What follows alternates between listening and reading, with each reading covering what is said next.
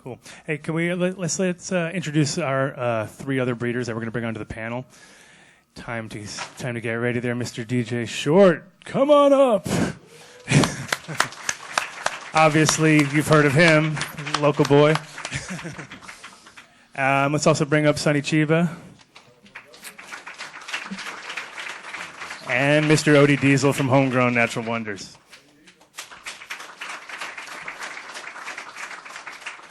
Yeah, just grab a seat wherever. We're going to share these 2 mics, 2, and then I'll keep this one. So, go back and forth.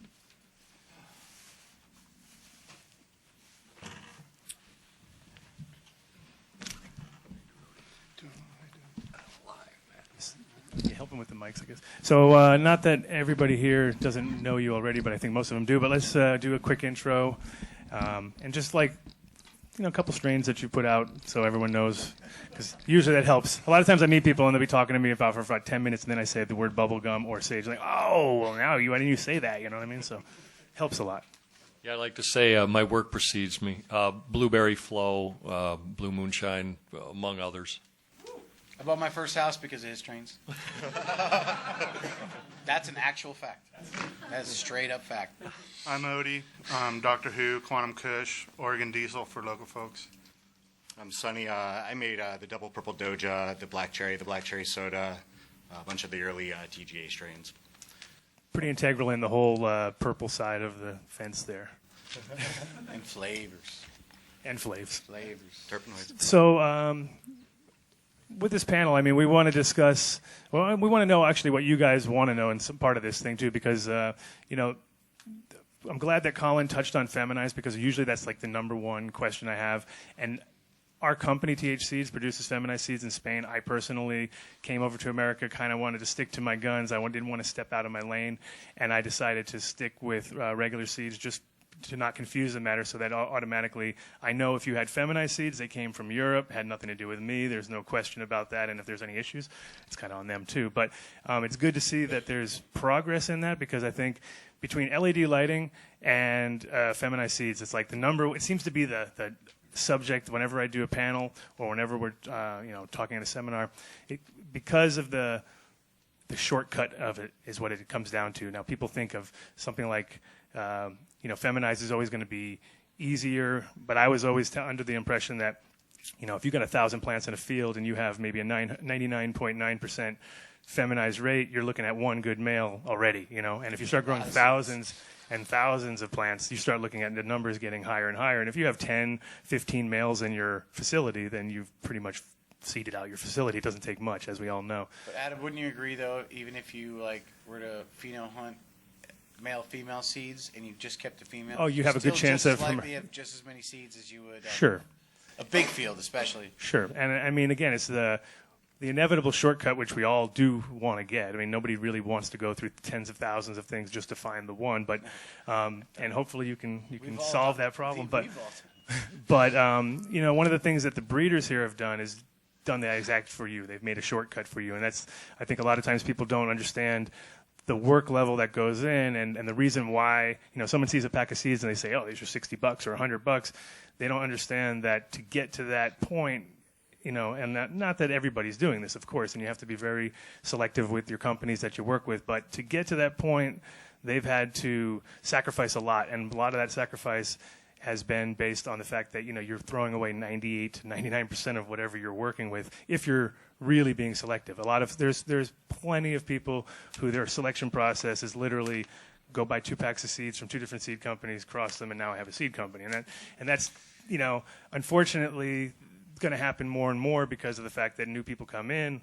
They say, well, you can produce so many in such a small area. And it's like, yes, but it's about the results. And, the key is that when you meet people like these breeders, it's about, especially at these kind of events, it's awesome because you get to talk to the person direct, share whatever knowledge you have. And what I've noticed, and that's what Colin and I were talking about earlier, is that it's awesome to have people out there growing our gear, because things pop up all the time that we're like, wow, I've been through thousands of these and I've never seen that before. And that's, again, because we're able to grow them in different conditions, which in the end of the day produces a different plant. So like if, we grow in Colorado, like we were saying earlier, humidity is never an issue for us. come out to, if I go to a grow here and I walk into a 502 facility, I was like, wow, dude, this is like dripping with humidity, you know what I mean? And the fact that you have to work so hard on the opposite side of the spectrum, we're putting humidifiers in our drying rooms, you know what I mean? So it's like different way of thinking.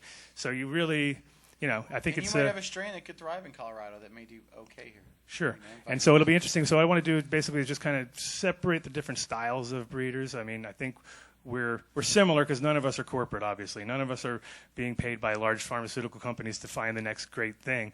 We're all doing this for love and for the plant pretty much. So it's a lot of it is like self-learning. I think I would say that DJ Short has the most experience in the room as far as time growing this plant, right? When did you start, and what was the passion that brought you in, and what keeps you going?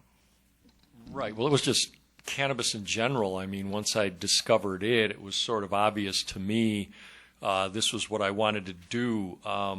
There's some genetics in there myself. My great-grandmother was a gypsy herbalist. Cannabis was part of her pharmacopoeia. She got busted growing pot in the city of Detroit in 1938. And one year into the game. I never met her. She died before I was born, but I did find her grave, and I do leave buds there now and again in Detroit.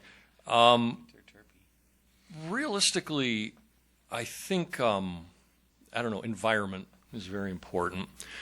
One of the little tricks that I've been passing on to people, we're all accustomed to our flower cycle of being 12 hours on, 12 hours off. I've always used a longer night period, 11 on, 13 off for my flower cycle. And what happens is I see phenotypic expressions that don't present themselves in a 12-12 environment. So my advice is tweaking the environment. Lighting right now is very important. The frequency of the light, I think, is affecting a lot of things flavor-wise. But what was the question again? I don't even know if I answered it. It's fine. You're doing good. You're doing still great. on point. Don't worry You're doing about great. it. You haven't You're on gone point. off Keep subject. going. You're still good. You're actually on point. You didn't drop any acid, did you, before this? Yeah, you're I have to know these things. It's mushrooms. It's residual. Just mushrooms. Yeah, and in terms of what was said, and I respect the science, I appreciate it very much. I understand the work that goes into it. My question is this, though. Where's the smoke? All right? What do you mean? All the cups I won? Cups, anything that wins cups bores the hell out of me. Our strain just tested the highest THC, And high THC. and highest terpenes Look, ever tested. right, Come on. and the best pot I've Not ever grown smoked fast. in my life came from Highland, Oaxaca, and it tested at 7% THC. That's true. Where's that? Okay, well, we also tested at 4.75% terps. Well, at any rate, that's my question, is where's the smoke? Because what I see It's coming out of this is it's the same thing, 4,000 only more pounds a week. potent. We put out 4,000 pounds a week. It's all over Colorado. All right, great, but again, I'm going... I don't understand the question. Literally, where is it? Like, do you want to know the stores? No, it's in Oaxaca. I don't know what that means. I get that. And its environment. We're not going to replicate... For 25 years also. It's not like Okay. I know exactly I'm not where DJ challenging Short's you going. either. He I'm loves. He wants us all to move to the equator. Is what he's trying to say. He's trying to It's get a us all. nice He's got some place. timeshares in Mexico that he wants us to all to work I on. know, and if there's a polar shift, we may end up I there don't maybe anyhow. understand the existential point. I haven't sampled things that I've been trying to replicate myself. Right. All right, and I haven't seen those. So a hash, now extracts, yes, we're getting very close. That's pretty good. But in terms of cannabis, if we include the tropics, we will never replicate A-grade herb. If we include or exclude? If we include the tropics, and we're testing, if we were to allow Mexican and Thai and Colombian herb in our cups, we'd have different outcomes. Of course. That's my point. That's it.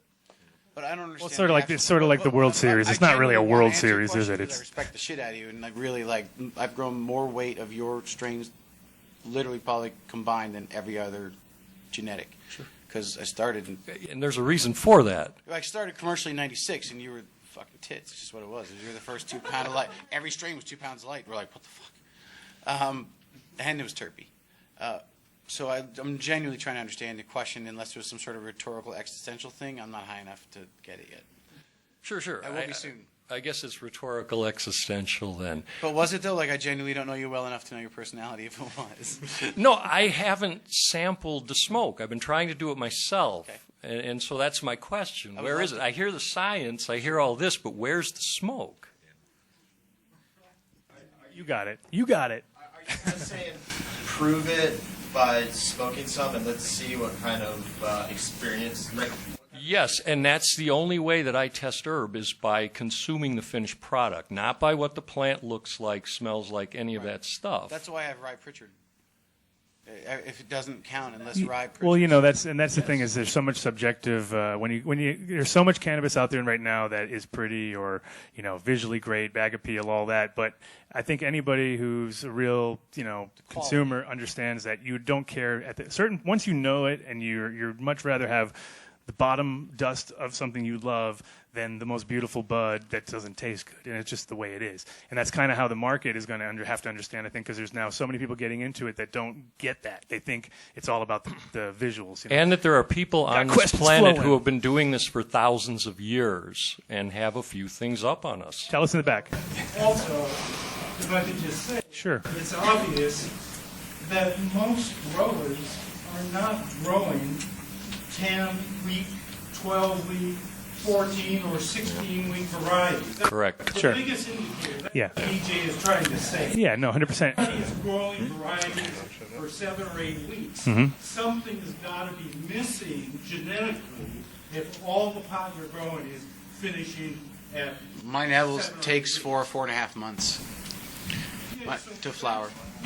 No, and there's definitely not enough people growing long strains. And I go to so many facilities as a consultant, and I walk in and I talk to them, and they're telling me that they're cutting down at 8 weeks, doesn't matter what it is. And I'm like, first of all, nothing is really ready at 8 weeks, hardly. There's very few strains that are, and if they are, it's like compared to wine, which is easier for some people to understand, it's a Beaujolais, and I don't drink Beaujolais. You know what I mean? It's got to be drank fast. It's very light. It's okay, but I like a Merlot. It's going to take a lot longer, and then the Cab is somewhere in between. So you kind of have it's easier when people understand that. And the problem with sativa even just as a word anymore is that it's very rare to find a pure real sativa, anything yeah. sativa. So you really don't. So basically, we have all these polyhybrids that are being recombined, and by recombining polyhybrids, you really don't ever get back to the source material unless you really. And that's the key right there. Exactly what you're touching. When you're reintroducing kissing cousins, as I like to call them, you're not outside the pool. So that's why every new line I have, I try to get a new landrace strain and inject it into that line to create distinction. And I think you have to, because everything else is 99% everybody else. Like, yeah, I get it. It's got some sort of OG or sour D in it. I got it. And it also creates stability when you Yes. bring in the old. And that's the problem with a lot of these new guys. They just take the new and cross it with new, and it's just instability. It's just Well, the key is going back and I mean the great thing about seeds is that they're as you were saying how strong they are. I mean, I have stuff I just sprouted some 1982 Kentucky skunk, so I know that it's pre-skunk as far as it's not skunk number one. Has nothing to do with. It's got to be connected more to the smell and what it was, and not about some name thrown on top of it, which was around 1987, I believe, when they started, 86, 87. So knowing that you can sprout seeds that are that old, and these were not stored properly by any means. This is like, just random, and it actually got about a 20% germination rate. And from those, I mean, I'm looking for something new. I was actually happy to get 2 males, you know what I mean? So it's like, hey, look, you can, especially when you get those old things, now you have actually a reason to search for some males, because it's very hard to get especially with a lot of these sativas, extreme ones, it's very hard to get a good, like any haze, I'd bet around 20% of them are going to be on point. The rest are going to be really all over the place because it's a very hard strain to Very difficult put your finger on. to grow, especially commercially, and that's the reality of. That's probably why a lot of people don't grow those, because they failed a few times down the road. And for them, I mean, a lot of people, it's financially unacceptable for them to lose a room, And realistically, as a grower, you have to understand you're going to lose rooms all the time, and not obviously not as regularly, because that makes you not. Maybe you should get a new career. But in general, you will have a failure. I mean, you can't control the weather. You can't control a car crashes in down the road and hits a transformer, and you're out. You're living out in the sticks, and now you're 3 days without power, and you don't have the Jenny at the time, and it's winter, and your plants freeze. There's just so many circumstances that can happen. So as a grower, you kind of have to roll with the punches, and as a breeder, we've had to do this for 20 years without that much without that much reward. I mean, obviously, from a financial point of view, if you can sell the seeds, you're going to get paid. But for every pack you sell, there's like so much behind it that never got done. So many promises that were never made. So many people that said they could do something for you. So you end up doing it all yourself. And I think almost everybody up here is almost a one-man. Luckily, as a breeder, DJ Short bred a kid so he could actually do the work for him. So that's a good idea. And so does Odie. And Odie's got his kids working in the industry. And my kid's only 4, so he's like getting close. He's getting the scissor skills in hand. I'm like, you gotta. He helps cut the branches. But in general, yeah, I think it's part of we are mostly family run, and that keeps us connected to each of our individual strains, and that's the hardest part. It's almost like the weirdest thing with you might not know where your keys are, but you know where your last bud's at, or you know where your last it. I know exactly where it's at. Your brain is just hardwired to know these certain things. Keys, not so important. It just gets me in and out of my house and in my car and to where I need to go. But that stash of yours, you'll never forget those things. So as a family-run business, it's a lot like that, where we're not writing down every single thing that happens. We're not filing technically we should, and it would be nice now that we can, but we're so ingrained for knowing that we weren't allowed to do what we were doing. We were all clandestine. So it kind of is it's kind of like coming out of the shadows now, and I think it's the handoff, which could be the dangerous part. We hand it off to the wrong person, and all that work that you've just done for 20 years is lost because they're not in your head, and it's hard to be in your head. And as a breeder, a lot of this is really touchy-feely stuff, which is very much down to remembering how the last generation was, or 2 generations before that, or even more. And that's kind of where I think the special skill set that we all kind of end up having is, it's like being a cab driver, knowing, maybe not so good at other stuff, but you can get anywhere you need to go. Also, I highly suggest start making your own seeds with our gear. My gear, at least. I'll go for it because, just so you know, Hawthorne's coming for us too. That's a good subject. I had a meeting a year and a half ago. I was in the hydroponic business, not just growing. I sell hydroponic supplies as well. Year and a half ago, I was in a meeting. I could say it now because it's been under NDA for a year and a half with Gavita and Hawthorne. And I talked to Jair after and with a bunch of our friends, and he's just like, at some point there has to be a price. And I'm like, no. And he goes, you don't get it, man. They'll just add a 0 to the good end. If that's not enough, it's even more. And I'm like, he's like, for me, it's lights. He goes, and honestly, it's our end game. Our end game is to get us to a $100 million company and sell and retire. I'm like, well, good job. And I'm like, well, my job, and we came up with a plan, I shouldn't go on the record with it, is to create all flowers of every single strain that exists, period. Every strain you'll never have to clone again. If you get an autoflower of OG, it's an actual OG, not some diluted 16% piece of shit. That's what Monsanto's doing. So my goal is to be within 80% of them, because I don't have their R&D facility, and still have the same kind of thing. The problem is, if I'm a threat to them, and as Jared put it, or they want to get into the seed company, they're going to go around and buy 10, 15, 20 of the best seed companies and just start right there. Hold on one second. So I'm on my high horse for 8.5 seconds until he knocked me the fuck off. And he's like, dude, you can't tell me that there's not a number. I'm like, of course there's a number. He goes, they'll find it. He goes, if you have something that's value to them, they don't want to spend the 5 years acquiring. That's the thing, is one thing all of us have in common, but very, very different, our genetics collection, where we can derive it from. That's what makes us so distinctly different, is because what they've been collecting their entire life is very different than what I've been collecting my entire life, And even the things that I like, the terps that I go for, may be completely different than, what I think is the perfect strain might literally be completely different than with these things. And so understand that there's a clock right now, and it's happening. It's about 2-3 years away before Greenhouse, Barney's, probably Kelly Connection. The big names are going to get bought up. It's a fact. And don't get mad at Dunn and Aaron when someone offers them $70 million to buy something that cost them $800,000 to build, and they take it, because they should. Mm-hmm. What you should also do, though, and this is what I'll be doing, is disseminating as much of the information on what I'm doing as possible before it happens. So I'm putting it in your hands. Right. So I need you guys to carry on. When I sell out, and oh God, I hope I can. Oh man, if I'm not even expensive. They just need to put a check. You know what I mean? I'm like, hey, I like checks. But I would hope that I've disseminated the information I need for you guys to carry that torch to do the same work and put out the genetics in male-female form. To if you want to, you're that guy. Then yeah, you have everything I had. Now you just gotta do it too. You know. Yeah, it's kind of crazy how Hawthorne is jumping into the industry. I mean, we've got Botanicare, Botanicare. and Gavita. yeah. Now they're moving into the seeds. They're officially moving into seeds. Yeah, so just curious on your opinion. So obviously, like the landrace sativa is like equatorial sativa is like specifically like I'm interested in like the West Ghanaian, West African strains combined with like Southeast Asian, like Vietnamese, specifically like Vietnam Black in particular. Is like interesting to me if that strain even exists. If the same is going around. Most of them exist. Yeah.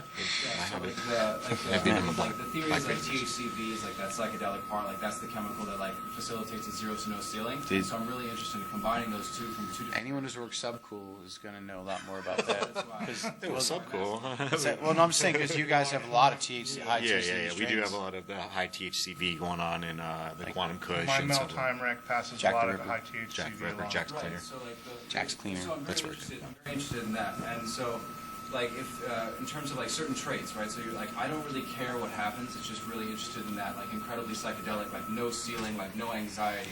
I mean, that's even theoretically possible. So combining like that West African, Of course it is. with the Southeast Asian, and then shortening the flowering time. So like there's parallels, right? So like if you actually had a nativized strain to like Portland 45 or like the 42, like South America, like you can have like that very short flowering time. See, what you're doing is you're talking about Holland 1983. You're talking about where they finally got real good Afghan cultivars and had these crazy sativas, and they were going to combine them, and now we made an 80-day strain that can grow inside. And that's what they did.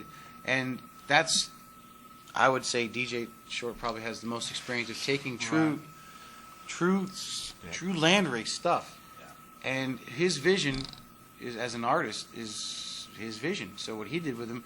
So if you have a vision, go for it. Find a way to make it happen. But the final question for all of you is just keeping all of the traits that make that West African and that Southeast Asian, 3 to 4 years, man. but just shortening the flowering time, keeping everything. No back, problem. Only shortening one trait. No problem. Just keep growing them out and keep finding the better phenos and F2, F3. Theoretically And if we bring them No, indoors, it's 100% possible.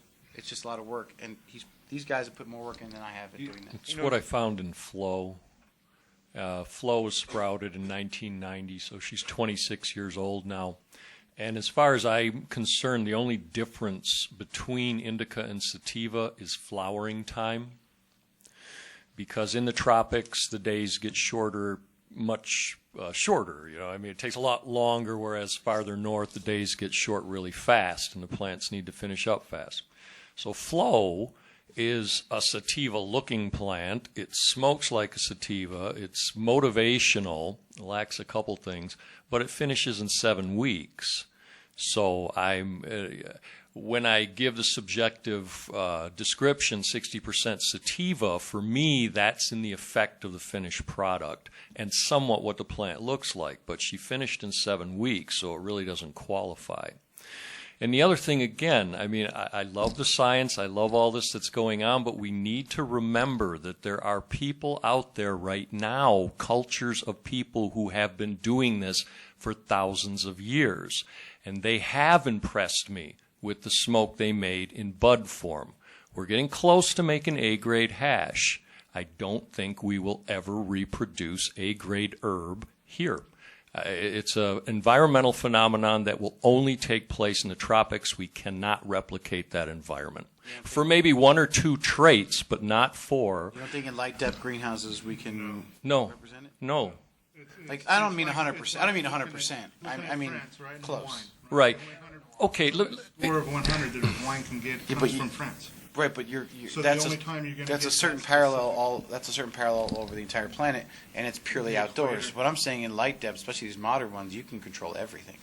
Yeah, but you still have an environmental effect that you can't change. No, I'm not saying it's gonna be exact. I'm saying let's say within 80%. Can you still pull out these traits? Like I know some things outside the terp profiles are so different. It's mind-boggling. Can 80% pull it off? See, here's a fun little story. 1978 is the closest we came to legalizing pot in this country, all right? 12 states decriminalized, or 11. They were even talking about legalizing cocaine.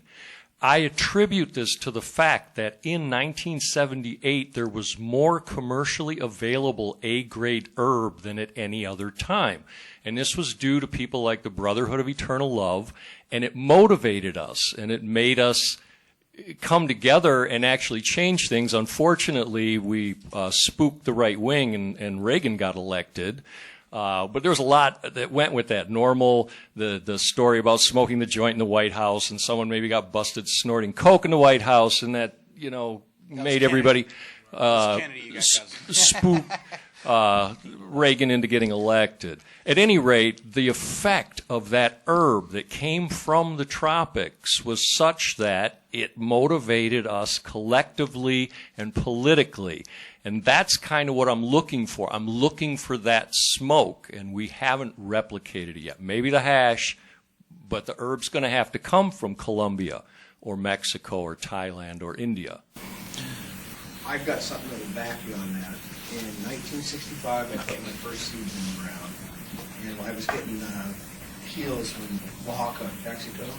This is an interesting thing. I didn't know to observe it until a few years later. When I'd throw the seed in and it started, I would be at 5 definite that I could identify different plants. Each one had a different heritage. I didn't know nothing about phenos or breeding or anything like that. So, but when you smoked them, the beautiful purple was Nebraska and Ohio, and the rest all varied and different things. But in the early 70s, I went to Hawaii and I took some of that same seed.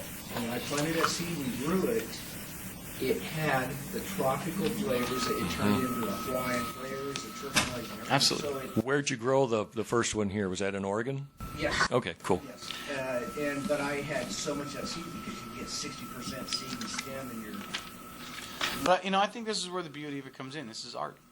You have different visions and different artists and different mediums. And Different again, in substrates. terms of the extracts, man, we're really, it is. I'm Last year, impressed. it's like, God damn it, that's good. I try to hate on it too. I'm like, Well, it's like I tried recently. I'm I like, tried just the 'cause first it time won. I've ever tried some terpenes derived from CO2 that was like on point, even better than some of the other ones that I've tried. So I was the like, ghost train stuff.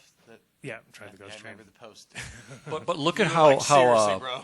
how bubble hash is it left favor because of butane, kind of pushed it off the shelf. But now for connoisseurs, people are going, hey, where can I get some of that bubble hash? Yeah, because it gives you a real top of your head, beautiful high that you don't get when you smoke extracts.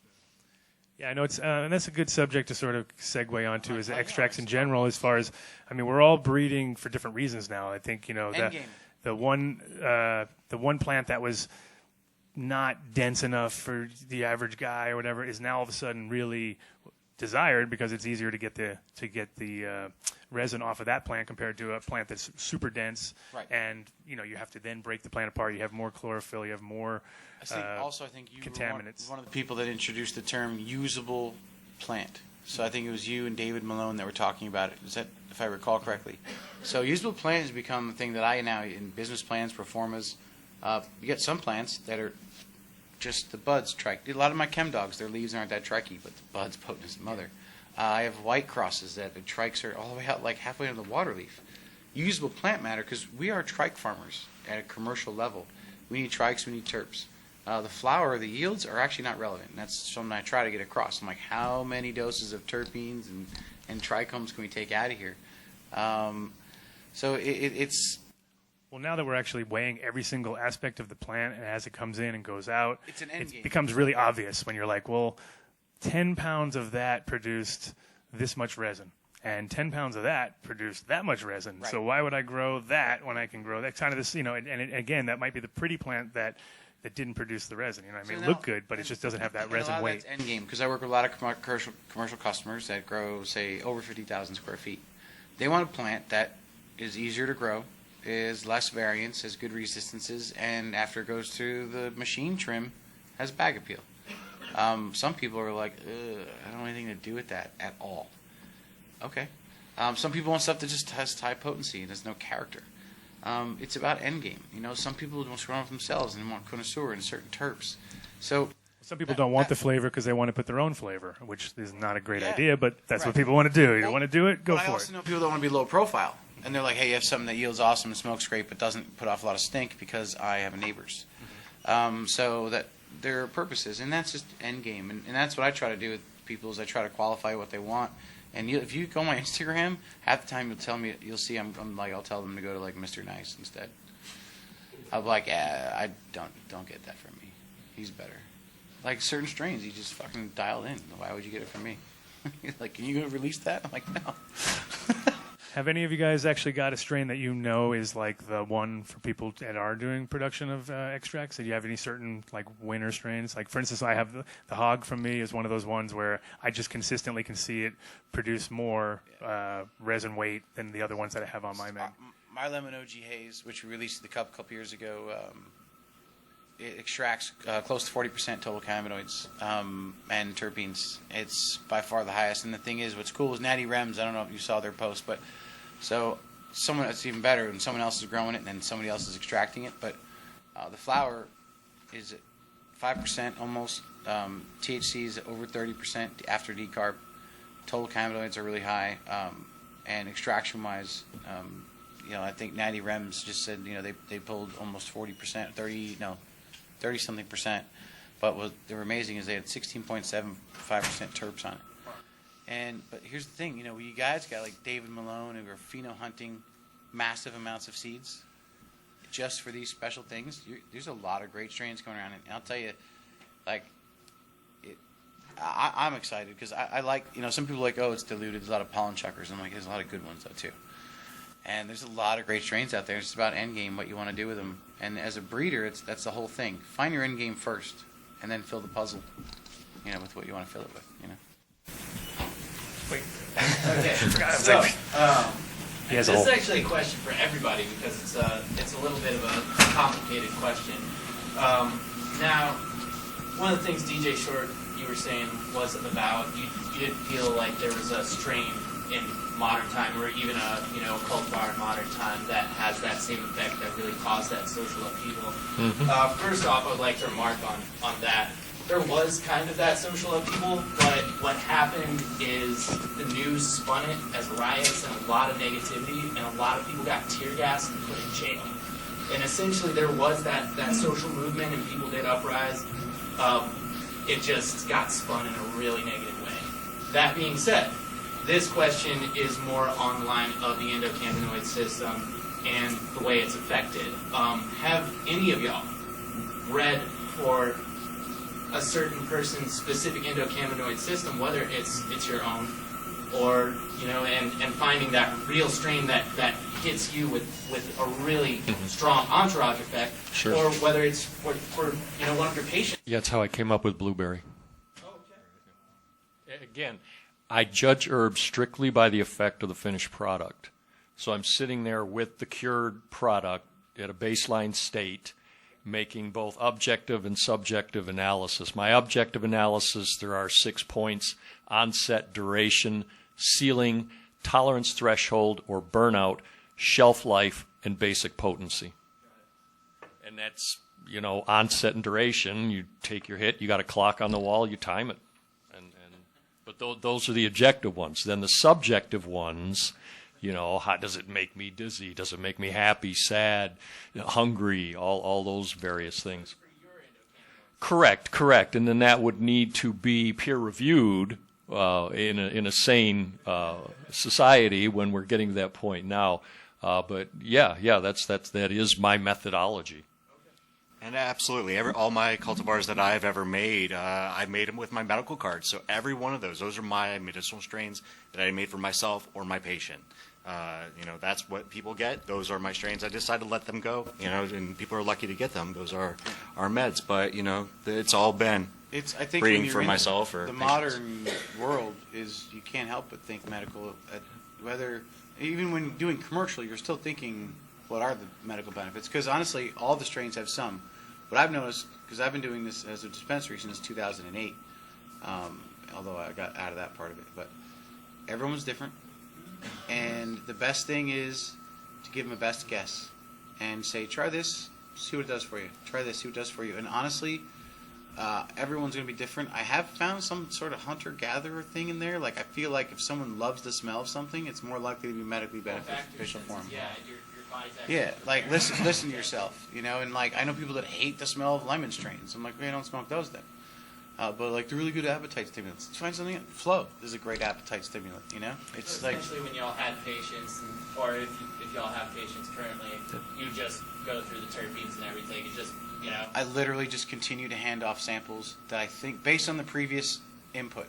And so what I did was, our golden ticket was, I took a Charlotte's Web, which tests really well with CBD, and I crossed it with a bunch of other strains. So people could buy a pack of random genetics with ratios all the way from 1 to 5 to 35 to 1 with a whole different terp profile, because I don't know what they need. So let them start 10 of them, and which terps do you like? Which morphology do you like? I've had strains that tested like 6% and 6%. People love them. Like, they just love it. I have a patient who one of his favorite strains of all time tested at 12%. Yeah, so that it really doesn't mean those numbers are just numbers. Yeah, and it's very, and like we were saying, it's very, very much based on everybody's individual endocannabinoid system. And it's, I mean, as a grower, there's nothing more satisfying than having somebody call you and tell you that something worked, and you're like, now you have something to go on. You have something to hone in on. And so in the beginning, you might just be, just throwing them out there and hoping for the best, and then occasionally something happens.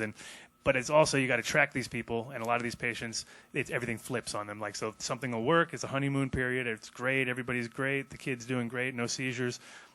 2 weeks later, it's back again, and that's where you have to then come at it from another angle. And what's interesting too is you'll see it. Like one day it's, or like what, at one point it'll be a 2-to-1 ratio CBD to THC that works, but then at a certain point it doesn't seem to be working.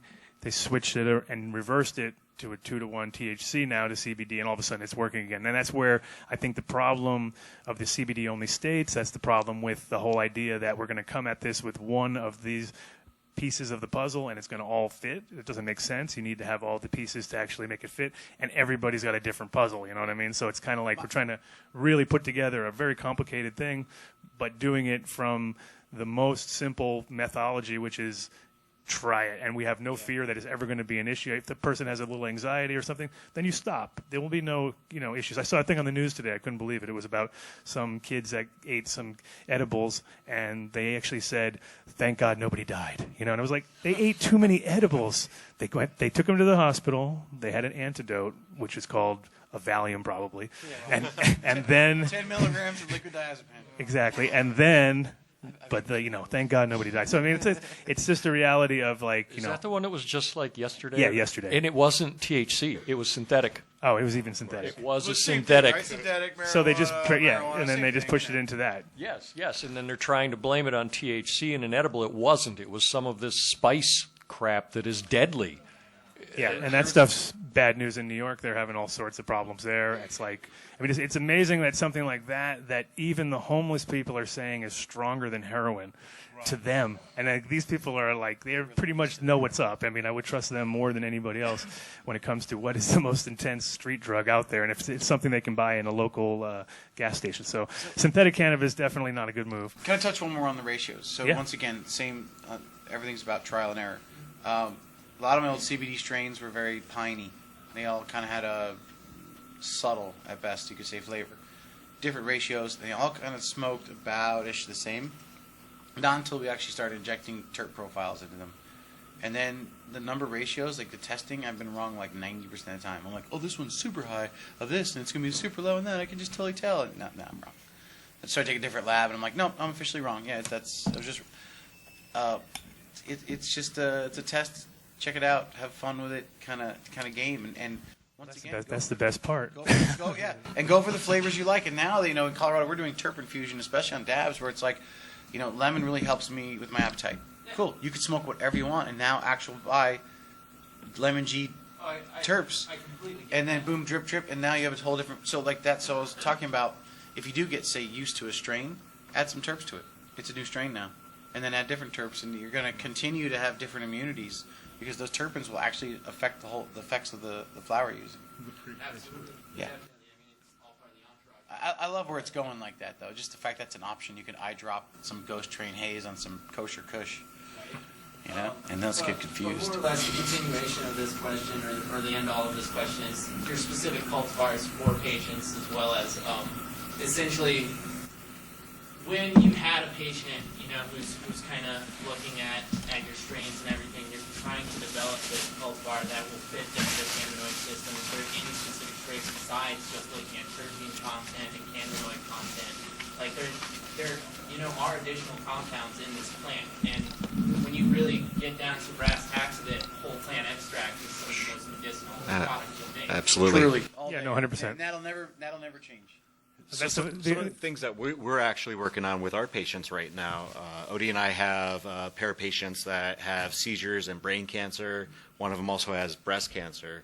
And so some of the stuff that we've been working with is isolating higher levels of THCV and CBDV, CBC, CBN, CBG. So we've been playing with a lot of these cultivars, finding them and testing them in flower form and breeding them up. Intrinsic CBN?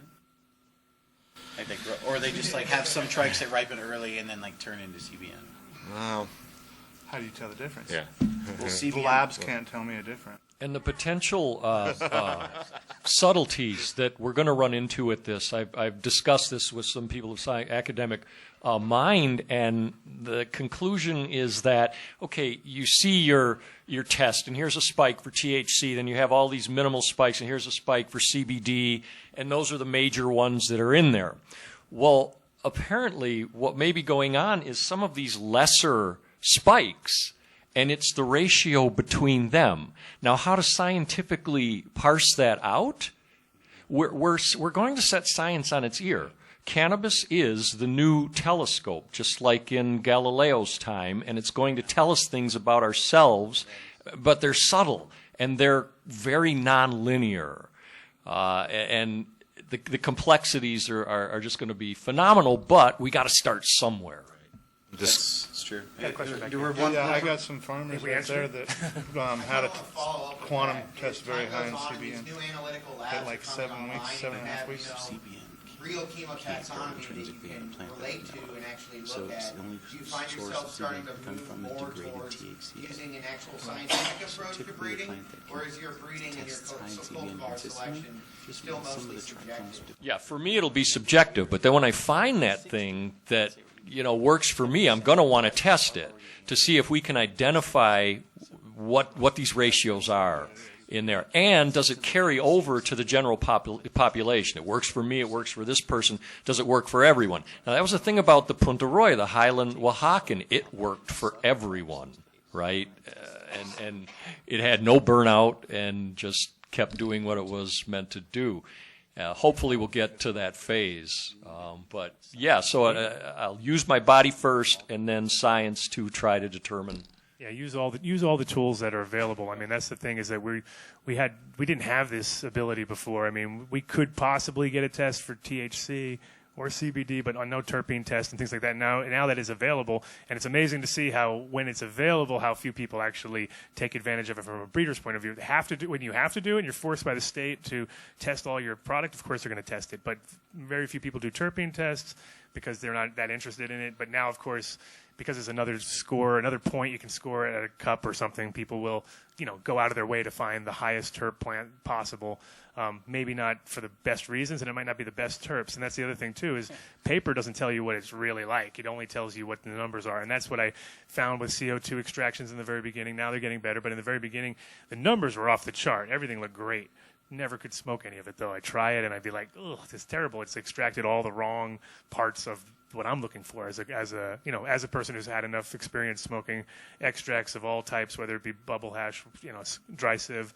Those are like the full flavor spectrum there, where you can really take that and dissect that and kind of get an idea. And what you find is, what I always found with bubble hash and with good dry sieve was like there's a certain crossover point where everything sort of hits. It's like the perfect spot, and you can it's just there, and it like, oh, there it is, it's there. And it's once you identify that, you try to do that in extracts, it's harder to find because something's been knocked out, because you're only getting a sort of a piece of the pie. You're not getting the full pie.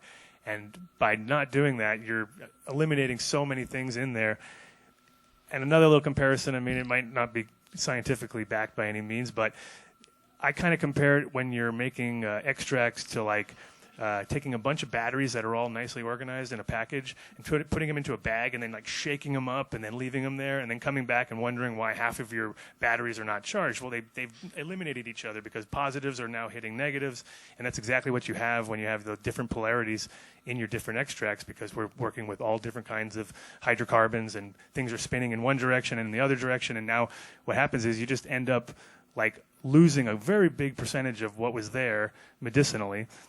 Maybe isolating some of it, maybe you knocked out all the stuff that you didn't like and you got the perfect thing, but usually there's something lost, So I feel like the tests you should take them with a grain of salt no matter what, and especially because, as you know, I'm sure anybody who's had enough testing done in Colorado or anywhere, I can send out 5 different things to 5 different people, or 5 of the exact same things, and they'll all come back different. And you're like, and I'll even send sometimes, little red herrings out and be like, so really, you're trying to tell me that and that, or they're exactly the same thing on the same plant, and they'll be like, oh. We did a double send out, and we had one strain tested 27 and 12 in 2 separate places, and it was literally like as identical as we could.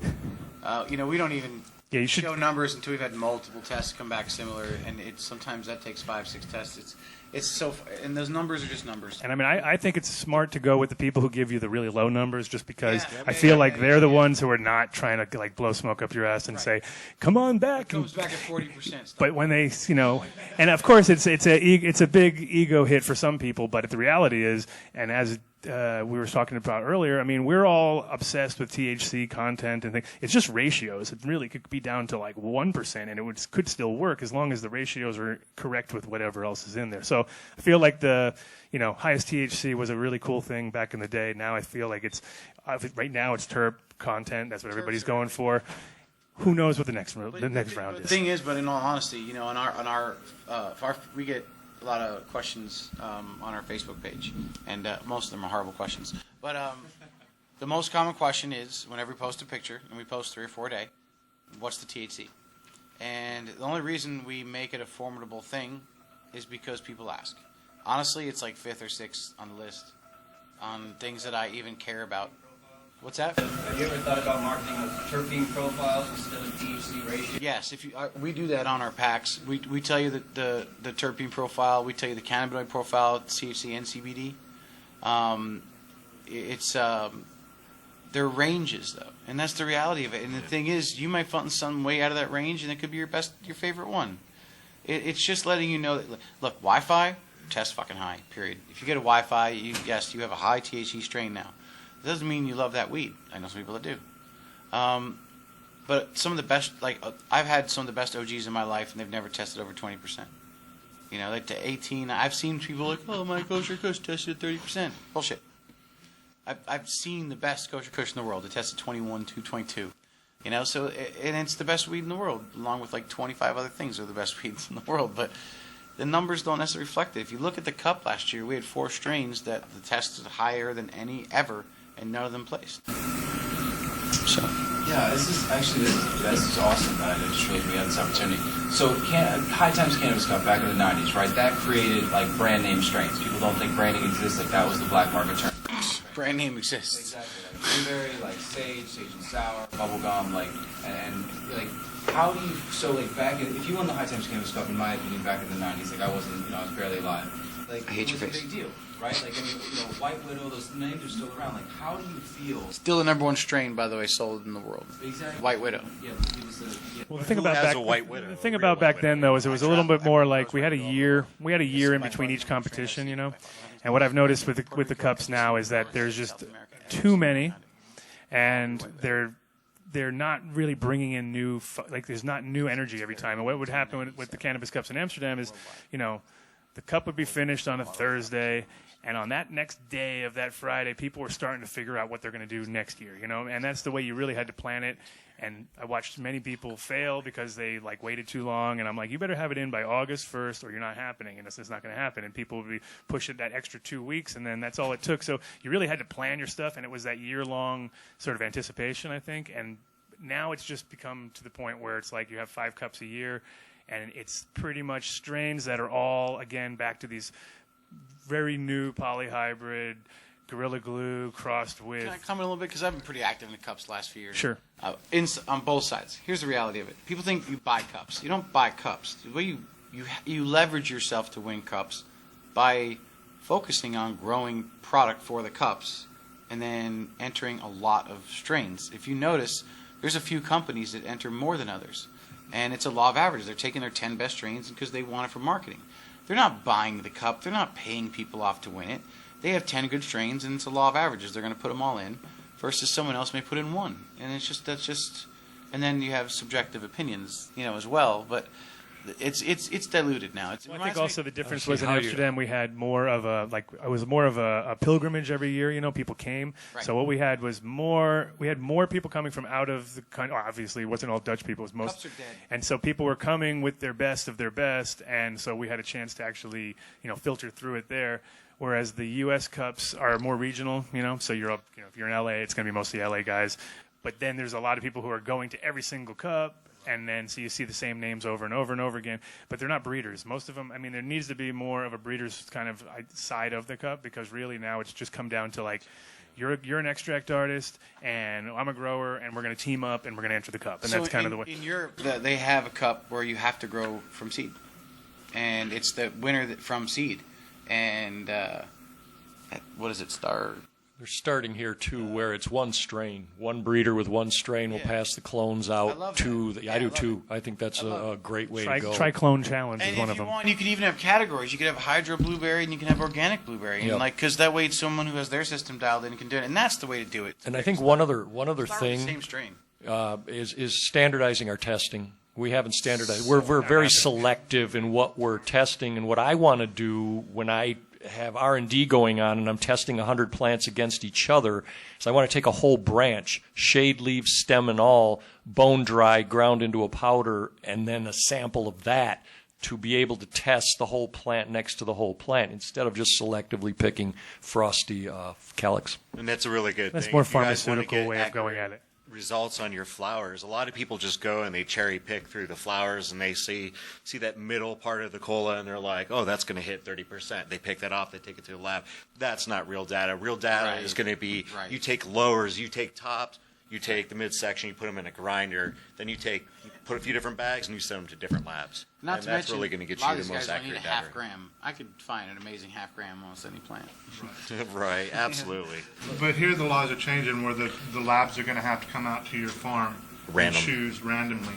And they're breaking everything down into 10-pound lots. So each 10-pound lot has to be nice. And then the Connecticut's now doing a shred. So you have to put a certain amount of material in, and then they literally shred it to dust, and then they actually test the particle material. So it's moving in the right direction slowly. They've also required standardized testing with the labs here as well. Right. They have to be qualified. So and the labs are getting better. I mean, they're starting to do proficiency testing and like that through the state third parties. It's a piece of the puzzle, that's all. It's just one little piece. But honestly, best way to know, ask your friends. Go on Instagram, hashtag the name of the strain, and see what other people are doing with it. Don't see what I'm doing with my strain, because I have a better camera than you. And I have better lighting, and I know how to make shit look really good for my seed packs. However, don't get me wrong, it looks good. But what you want to see is other people growing blueberry, other people growing flow. You hashtag flow, was it 85,000 posts just like in a month for flow? And he's like, I didn't know that. It's not your job to know that. One of my best, most requested strains coming out is flow. It's called Temple Cookies. It's a flow times an OG and times a cookies, and it's purple as fuck, and it smells exactly like flow, and it looks like cookies. And anyway, sorry, I just digressed on that way. But hold on one second. Go. What's that? His flow has been the most grown, most bred, most misnamed strain. It's like an ongoing joke because 50%, 2 years ago, 50% of the entries in the entire Colorado Cup were flow. And we know this because Rye Pritchard is like the guy that figures all this shit out, and also flow is distinctive. It's the terps are obvious. And I think he said it was 16 different names it was entered under. Not one of them with flow. What's that? None with flow. Not a single flow. No, I put in flow. No, I know, but I'm saying it's. Oh yeah. Okay. I got fourth, and I was like, "That's right. That's how you grow fucking flow." You just call it what it is, man. I'm just starting to get my feet wet with some breeding program that I've been wanting to put together for a while. Do any of you have sage advice for? I guarantee he has literal sage advice. As far as the key, I would say what I tell people when they're starting off is you got to try to work with polar opposites just to get your head around it, because if you got two strains that look kind of similar or smell kind of similar, you're not going to have a very easy time trying to decipher what's happening in each generation. You take a plant that's genetically purple and a plant that's genetically doesn't go purple, and one that's tall and one that's short, and cross those just to get the numbers, and then you can start to see patterns develop. Because otherwise, if you take two different kinds of diesel or two different OGs and cross them together, you're really going to have a hard time knowing. You might get some decent results, but they'll be very hard to replicate because you're not sure how you even did it. Just happened, So if you're just trying to commercially crank out feminized seeds and stuff like that, kissing cousins are great because you don't have a lot of variation and blah blah blah. But that's exactly right. When you're trying to breed, if you're willing to take the time to open to 20, 30 seeds of male, female, find your female, find your male. Even if you use my exact genetics, when you're done, it's going to be different. Yeah. It's going to be different. You can make it your own. And I love when people use my stuff to make carrots. And I'm like, holy shit, that's totally different than anything I've ever done, you have to play with it. You have to, until the bud is smoked and weighed, I don't make my decisions. Because I've had so many misconceptions. I've been like day 55 on a 60-day plant and be like, that's the one. And then like 2 weeks later, I'm like, that is so not the one. Yeah, no, it happens all the time. It happens all the time, especially with the cure, and that's where like the terps that are super volatile are sometimes the ones that are at 85 degrees, they're disappearing. You know what I mean? And so the minute you get above 85 degrees, that terp's gone, and it happens quickly. And sometimes I always like to compare it to catching a mahi when I used to catch mahi down in Florida. As it's coming to the boat, it looks awesome. You're like, oh man, this is beautiful. It's silver and it's gold. It's got all these great colors. As you pull it out of the water, as it's coming out of the water, the color just isn't there because there's no reflection anymore, and it's like it's all gray, and you're like, changes color like what happened to it? It's the sadness kicks in. It is the sadness kicks in on mahi fishing. And so the reality though, also with your cannabis, is you'll find a lot of times what was really good on the vine is gone in the jar. You know what I mean? It lost all of its flavor or integrity or whatever that you thought was there. Find yourself a true F1. An F1 is when you combine two strains that are unrelated from a breeder that's reliable that you hear good things about, and just start there. Yep. And pick one male from a strain that you've read about that is considered consistent, and go for it. Clone the male just in case it's the best male ever, because it happens, and it's broken my heart when I haven't. And then see what you get. And dude, it's going to take you a year before you even have a good grasp on what you're even working with. But you can continue to back cross a certain female. Like, I love this one, but I want more vigor. So then you take a taller male and you add it and you play. And it's I don't care if you want to get great at piano or jiu-jitsu or growing. You have to play. Yeah. You have to enjoy the process and dive right in. So do as much research as you can. Find some stable growers that put male, female. There's plenty of them. Find some flavors you like and start messing around. And then go find another flavor. You're like, man, wouldn't that be perfect? In your head, take two strains. And in your head, if the perfect amalgam of those two is what you want, you're like, oh, imagine if I get the flavor of that with the compact nature of this. Make it happen. And you'll notice a lot of people are too fixated on the strains that are out there that are like the hottest strain of the month, and that's not usually a good idea in my opinion, just because it's like usually it's very hard to ever get back to that exact same flavor. And to get the idea is to really go with something that's your own sort of preference. Don't worry about what's hot, and don't do it by names either, because sometimes people are like, I just want to cross those two just because the name Monkey Balls sounds so cool. You know what I mean? And you're like, I don't think you need to do that. I think you need to just kind of concentrate on the first thing. And actually, it's very much like naming a puppy. You don't name it before you've seen it, because if you name it, Killer, and the thing rolls over on his back and doesn't do anything, you've obviously misnamed it. You know what I mean? So you got to kind of like come up, spot. and it's a good idea, and it's amazing how you notice it you'll notice which seed banks do the work, and you notice which seed banks don't do the work, sometimes based on the results when you're growing them out. And you're like, man, they nailed it on this one. And it's because they did it. If you grow it 3 or 4 times, and it has a lang lang flavor that you've never had before, and you're like, whoa, where did that come from? And then you call it the lang lang, and then someone else grows it and they're like, yep, lang lang, and there's positive reinforcement there, and that positive reinforcement, it's all you need. I mean, when I named Sage, it was based on the fact that we were going through all these things that came from Big Sur. All around Big Sur's white sage growing everywhere. When we smoked it, we're like, man, this tastes like Big Sur. It's really weird. It has like a sagey flavor. Kept going back to that particular one, calling it the sagey one. What are we going to call it? And then we're like, dude, we're going to call it Sage, obviously, right? It was like, duh. And then that night, my partner, he had a dream, but he woke up and he was like, The acronym. he got like, Sativa, Afghanica, Genetic Equilibrium. I'm like, what? He's like, that's what it means. I'm like, sounds good to me. Click, you know. I was like, and that's how the legend was born. But it was based on the fact that we tried it and we smoked about 15, 20 different phenos to select that one, and that was, you know, Part of the job.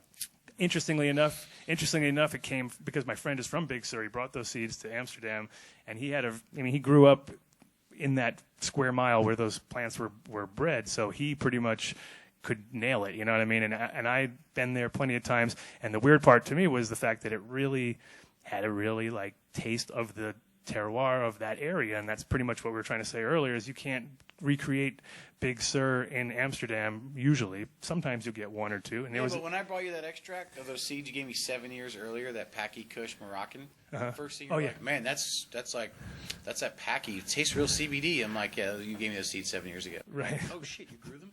Right. Yeah. And you did like a 5-gram dab of it or whatever, and you're like, it was probably two. And he was like, yeah, that's that Paki Kush, man. He was like, I think there's some CBD in there, and then everyone else is smoking. And it's so sure it wasn't the same as if I grew it in the desert, but it was enough to where it was familiar. You might not get everything. I mean, we know that. It was familiar.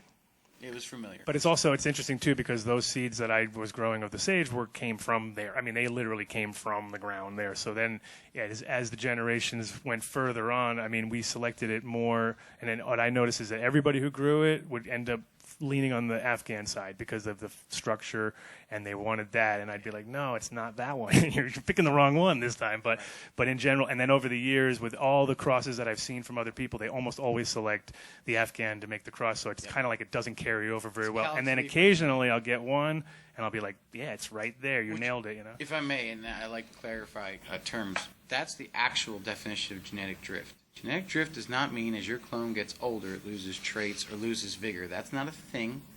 That's just 25 years of misinformation and perpetuation. Genetic drift, I'm going to be real crude about this. Let's say there's 100 people and there's 10 redheads, and no one's into redheads. Eventually, the redheads are going to disappear. That's genetic drift. When people keep choosing a trait over another trait, which is why I'm making an F5, like a real cultivar, F5, F6. I would never go beyond 5. It's silly. 3, honestly, I kind of nail it. And I'm not Shanti Baba. But when you really get into it, it is...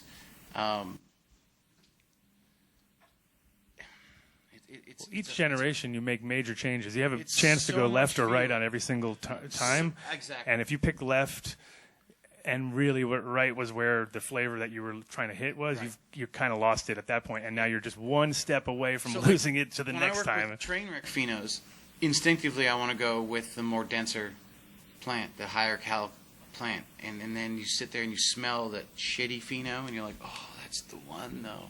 So once again, that's end game, because train wreck, if you want train wreck, you're in there for that sativa, punch you in the face, awesome terps.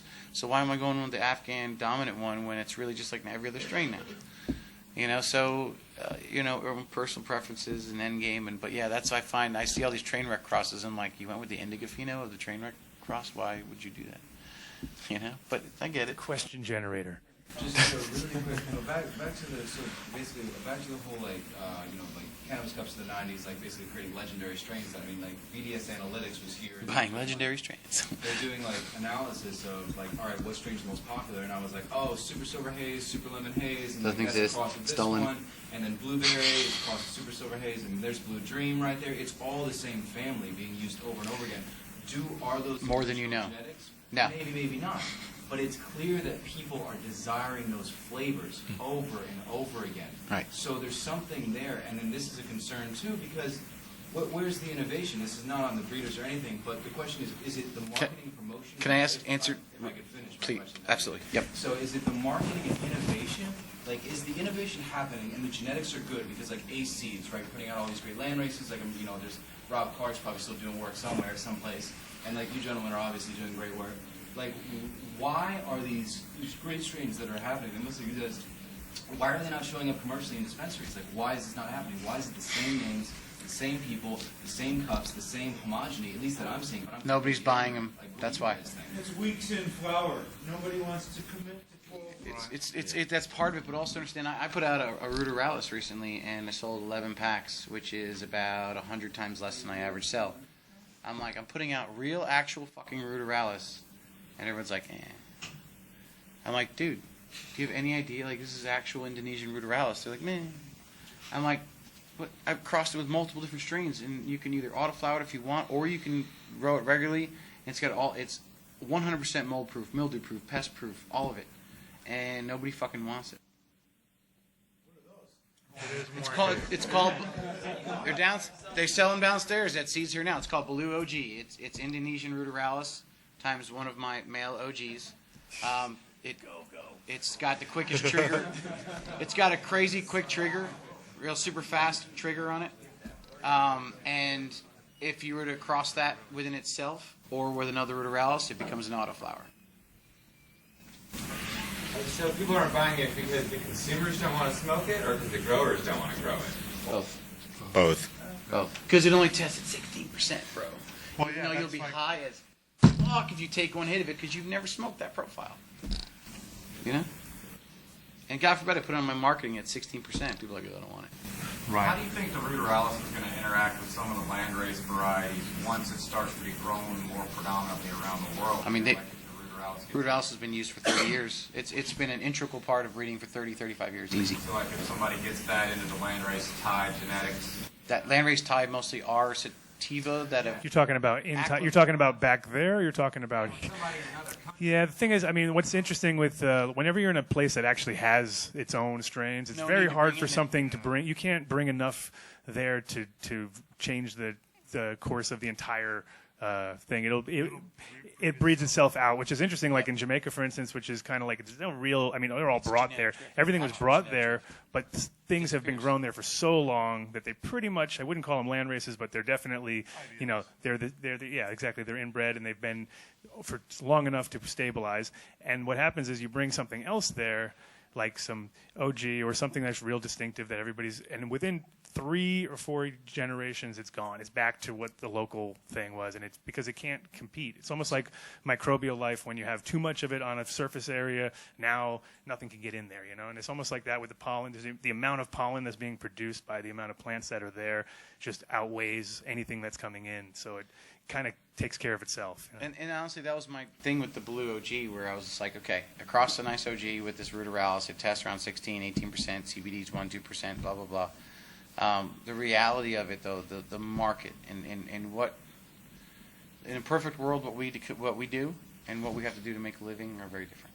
I work probably more on the commercial side than almost anybody. And most of my seeds I sell in bags of like 10,000 and 20,000 and 30,000. I only started selling actual packs like a couple of years ago. Mostly what I make is what the market dictates. And what people want are very high-yielding, beautiful strains. Or just straight amazing boutique or certain flavors. I would love to spend more time establishing that Blue OG into a 20% OG autoflower. But right now, if I only sell 120 seeds versus 15,000, so I'll hold on to it. And I still have a huge bag of seeds at home, and I'm gonna store them good in case someone says, "Yeah, I want them." So we got time for I'll work with a few them more again. questions. I just want to kind of wrap. Thanks. Yeah, sorry. Let's get you in the back. The Odie diesel. Any problems breeding with the Blue City diesel? That was a collab that I did with Heroes of the Farm. We have not taken it any further due to the fact that we did not get what we wanted from the time rack to break it out a little, make it a little bit easier to work with. Flavor came through, but the Blue City Diesel, the flavor is on point. That's where it's at, and that's why we bred with it. We just wanted it to be a little bit more workable in a garden, so you could actually train it without, because the Blue Cities has a very, very stiff stem. So we wanted to get it to. Yeah, it's pretty rough. Yeah. Some strains are done.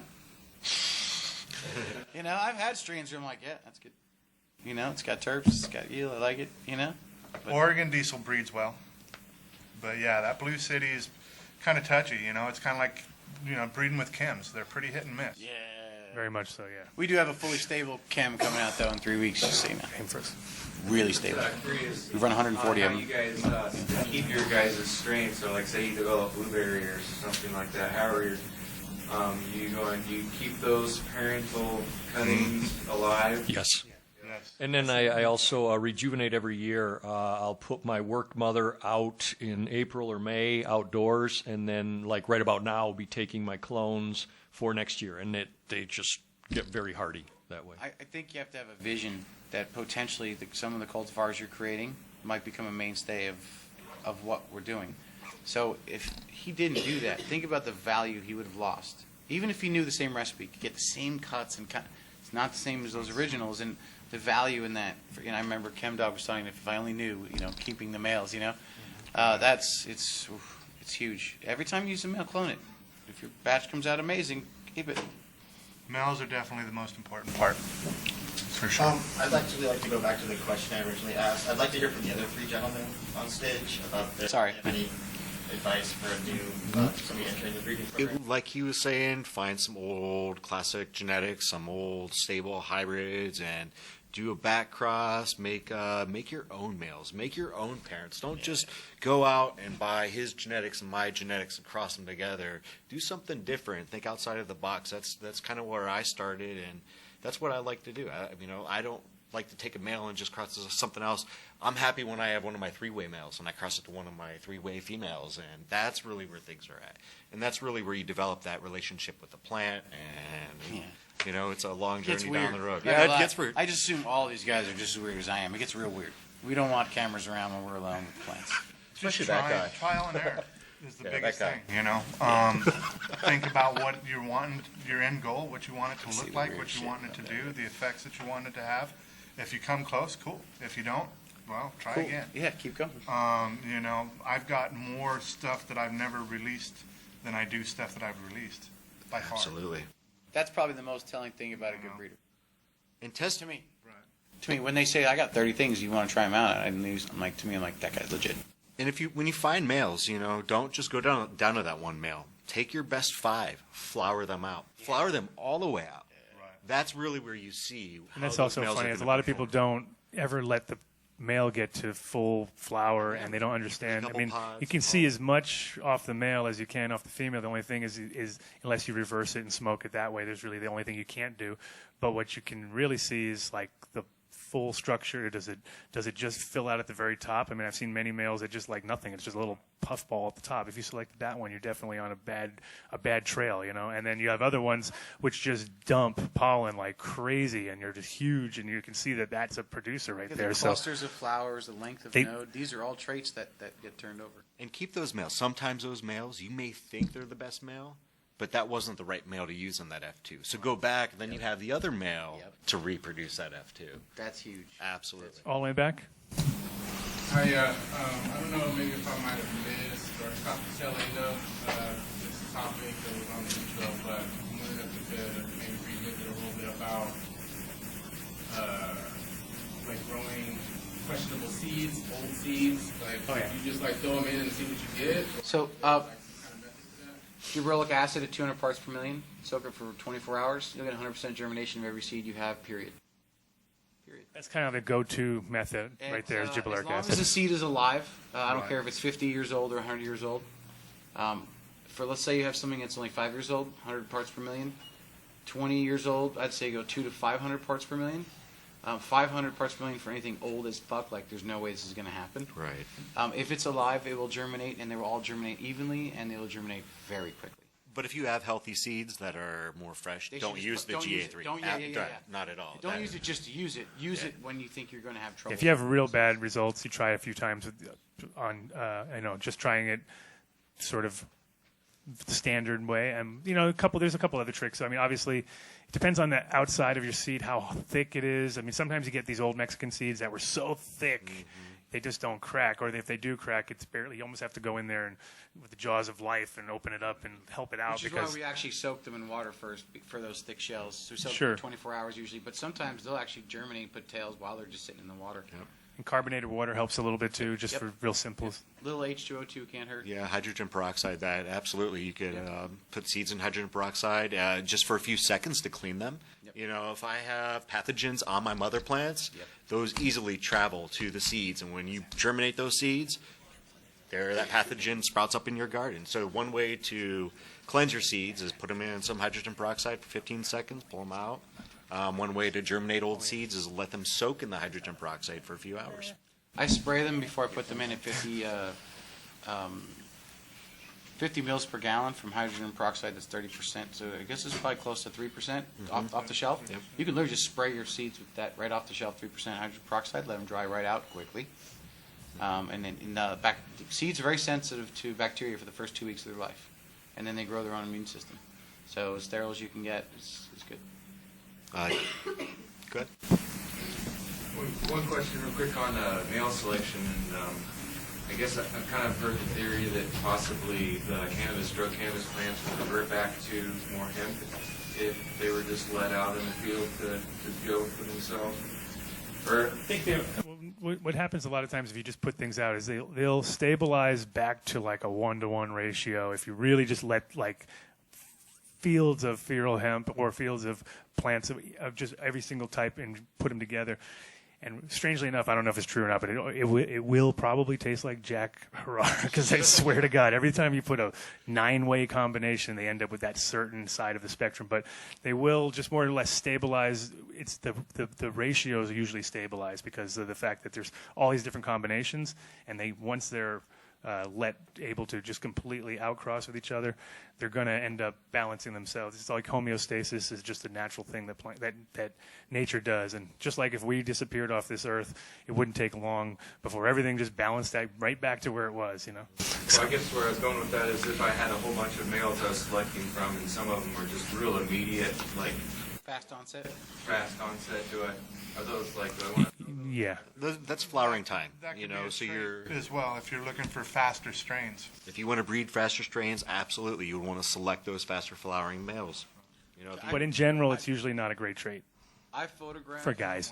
I photograph all the males that I take pollen from to look for traits, the difference in leaves, the difference in stem length, things like that. And I'll label them, 1, 2, 3, 4, blah, blah, whatever. And then I'll take a look how those traits come out. And the reality of it is, guessing-wise, I'm not good at it. I thought I was, and then I tried, like after 15 years, I just stopped. I gave up. It's like I always know what the best seed's going to be, and halfway in, and I'm always wrong every time. I'm like, that's the one. It's never the one. So it's a lot of it playing with that as well, My best plants are freebie seeds. Yeah, you just, Hey, a lot of those freebie seeds are good companies, though. They're just trying to get their... They're trying to hook you. They're trying to hook you with. They give you some good seeds. The old bait and switch, If you have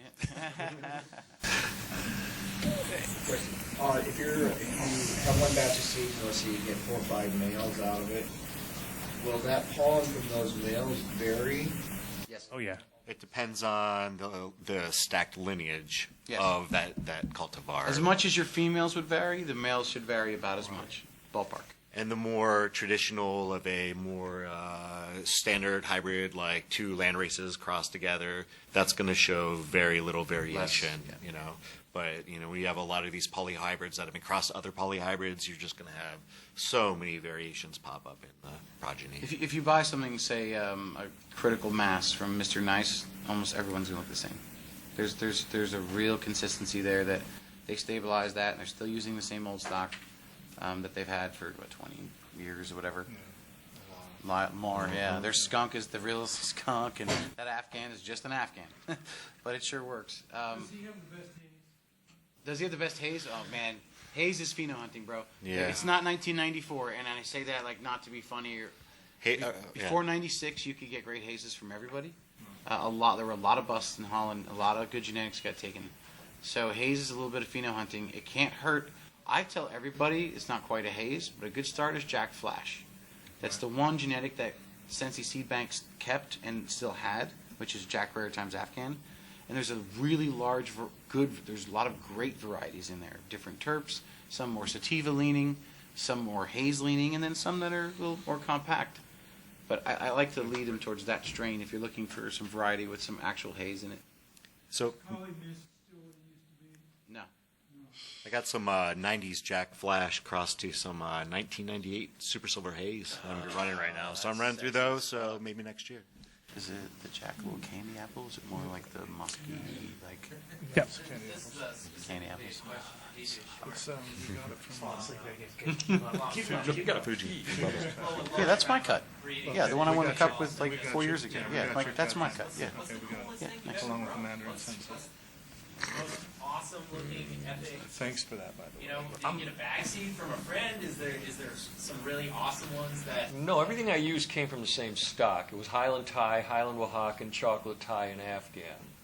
And pretty much what I release is 5 generations out. Flo, I'm particularly proud of. She's unique. I call her a 1 in a million plant. She's 26 years old now. Keeping a male going is another a difficult thing. I have my favorite up to this point was this Vanaluna that I've had cured for 2.5, 3 years. I have a new thing coming out though that's really been impressing me, and I'm calling it Happy Pussy. It's a Cheshire cat, just so you know. So it's going to be Happy Pussy. It makes you purr. What were you thinking? But it works. This stuff is just. I had to judge the Chalice Cup a few years ago, and it gave me the sativa. And if you're entering a cup and it's sativa, don't enter indica. At least if I'm judging it, all right? Because it's right. No, this is not a sativa. Get it off the list. Know what it is. And nothing on there impressed me. There were 60-some things, and I kept going back. I had, fortunately, a stash of this Happy Pussy with me that cleared the palate entirely and just put me in the right place. I said, damn, I should have entered this. I would have won. But that's something that's just kind of up and coming now. As far as genetically. We haven't found anything. You're welcome. So when we're going to overtime, it's 4:13. I figure we'll go 7 more minutes symbolically, right? And then you guys can have your own 4:20. Well, maybe we'll go to 4:19.